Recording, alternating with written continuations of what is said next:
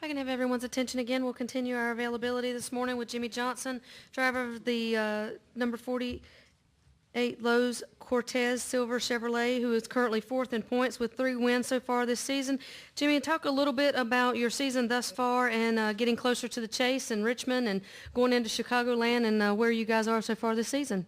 Yeah, real happy with the way things have gone here in the last, 3-4 months really. We've had a lot of speed and a lot of great results and been to victory lane, the Brickyard, and certainly in position at Pocono for that. So, disappointed that we left some bonus points on the table at Pocono, but the circumstances I had on that last restart, not much I can really do about that. I'm pretty thankful to have finished 14th the way things unfolded there. So, looking forward to this race today. I really feel like we've got a chance to run on the top 3. And if things go right, have a chance to win. But I love road course racing. Happy to be here, but I'm really excited to get back on the ovals and try to get some more bonus points before the chase starts. Okay, we'll open it up for questions for Jimmie. Please raise your hand. We'll get a wireless mic to you. We'll start over here with Claire.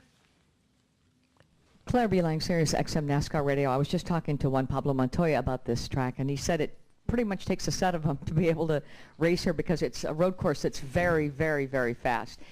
Talk us through that and how difficult it is at this track to race at those high speeds, put it so that the fans can get what it would feel like to race that fast through the turns. Yeah, it is a very fast, the fastest, we only have 2, but the fastest road course we run on. It's considerably faster through all the turns than what we have at Sonoma. So when the faster you go, the more the car is dependent upon aero, and we'll consciously make decisions from an aero standpoint here more than we would at Sears Point. So this track's tough. I think there's a lot of time to be made through the S's and up on the long back straightaway. And when you're right through there, you're on the throttle a long time, burning a lot of fuel. But the tough thing here is the way the mileage works out in our fuel burn, and you're right on the edge of if you get good fuel mileage and have some cautions fall for you, you can go one less stop than everyone else.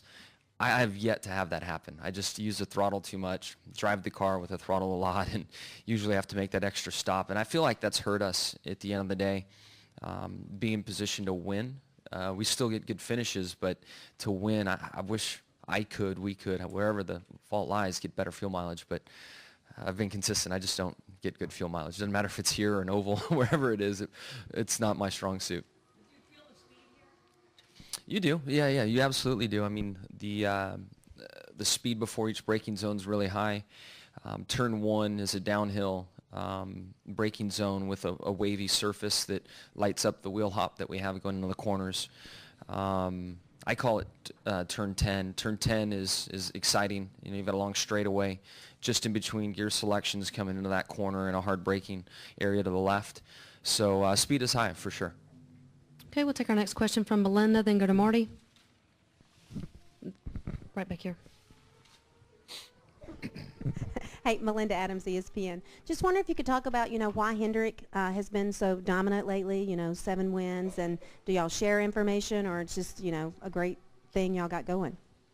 We definitely share information, and I feel like over the off season, we really aggressively went after our setups on our car and made some made some changes as a company-wide, and I think a big difference in things was the addition of Kenny Francis and Casey Kane.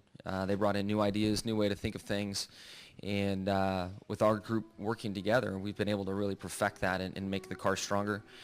I've got to give Steve Letard and Dale Jr. a lot of credit for some areas that they've improved and have brought speed to the table on.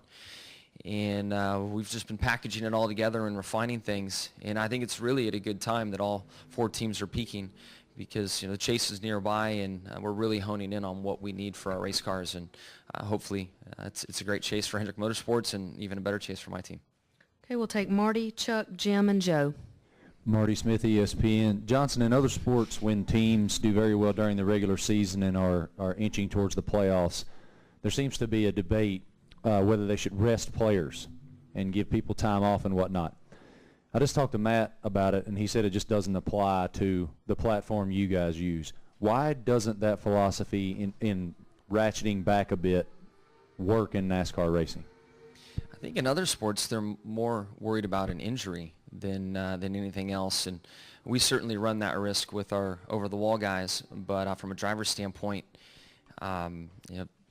it's just not the same environment, and there's more to be had in a rhythm and with momentum that a team has in anything. So I remember seeing a few instances where teams that rested players lost that rhythm and maybe lost a little mojo as a result. But you just got to weigh your risk factors, and in other sports the injury factor is really, really high, and we're fortunate to not have that.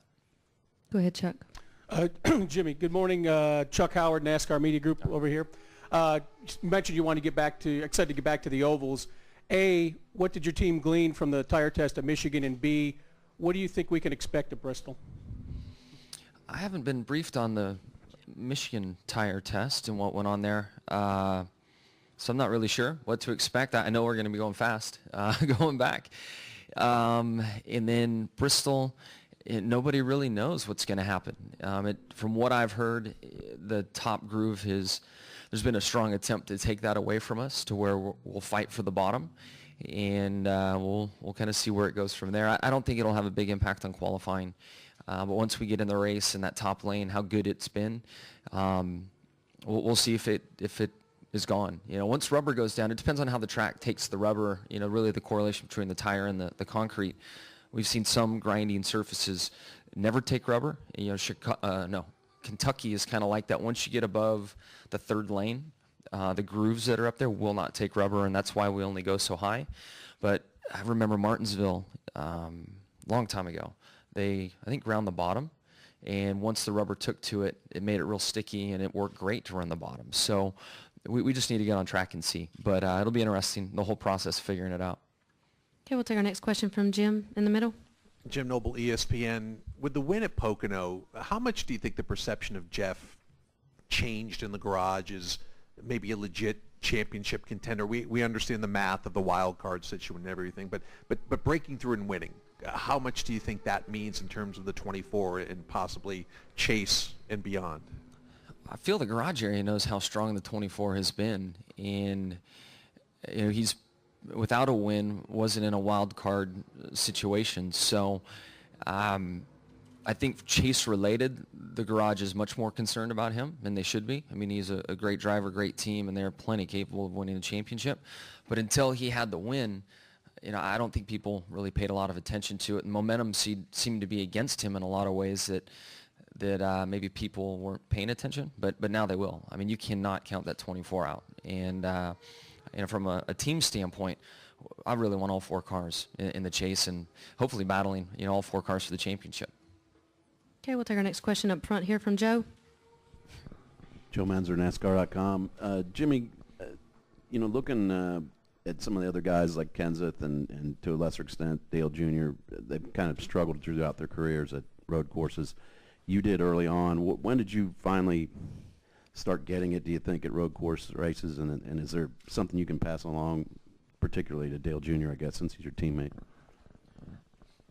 For me, it was really frustrating to struggle on road courses getting started. And my background was kind of road course racing. The off-road trucks and buggies and stuff that I raced wasn't on an oval ever. So that part really troubled me, but learning the vehicle and understanding the vehicle was key. And that just came with experience. Something that was helpful for me was to run in the Grand Am Series and to actually go faster than what we do in a Cup car. And that's something that's worked for me my whole life. When I was a kid racing dirt bikes, we had the class that I would ride in, and my dad always had a bigger bike for me to ride. I'd just practice on it. I wouldn't race, but I would feel the power. I'd understand the weight and see things at a faster speed. So when I went back to my bike, things slowed down and I was in control and more comfortable. So I give a fair amount of credit to the Grand Am Series and running with Stallings, and also Bill Riley, the time I spent running his car, and also the Crawford car, the three teams I drove with. It just helped me progress. They have different tools to work on the race car with, but still the process of searching for speed and grip was helpful for me. It's a little bit different than an oval. So, that and then reps in the Cup car. It's all about seat time. Additional questions for Jimmy? Okay, we'll take one to the right here from Bob. Bob Hocker, Sporting News. Kind of building on what Jim was asking. If Jeff Gordon makes the chase, how does the dynamic of the chase change, if at all?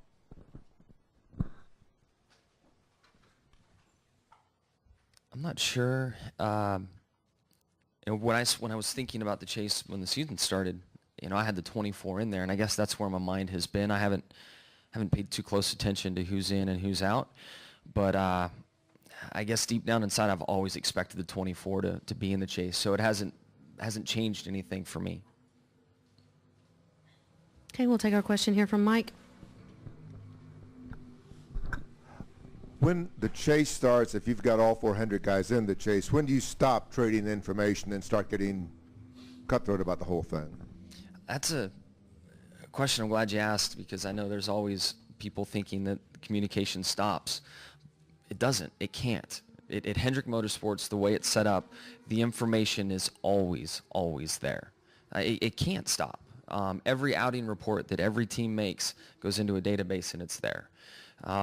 Maybe drivers don't talk as much as they have, but all the information is in the database. So all the information sharing is there. And it's been that way since I've been at Hendrick Motorsports. So you're just that much better than the other guys because you won 5 championships? You said that, so I'll take it. Final questions for Jimmy. All right, Jimmy, congratulations on all of your success thus far, and good luck this weekend.